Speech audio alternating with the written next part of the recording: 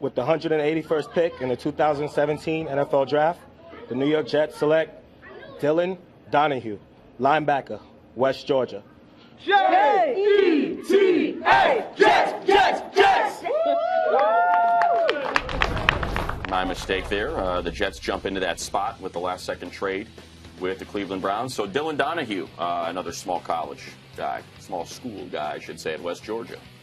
Yeah, good. An interesting pass rusher. He's not very powerful or very physical. So the problem he has because of his size is there is no speed to power in his rush.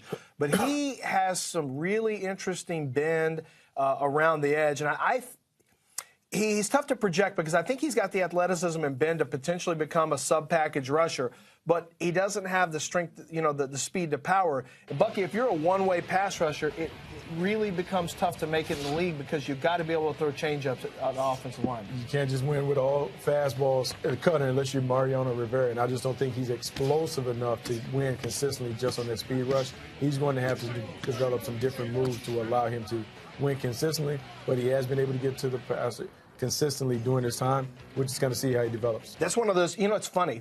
So University of Texas, I'm in Houston, obviously. Wife's a Longhorn. They'll have one guy drafted. They'll have Deontay Foreman. Yeah.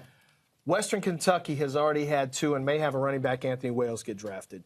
We have two Youngstown State guys who have been drafted. May have an Indiana State tight end coming up in just a little bit. Let's go. West Georgia has one and could have two guys drafted.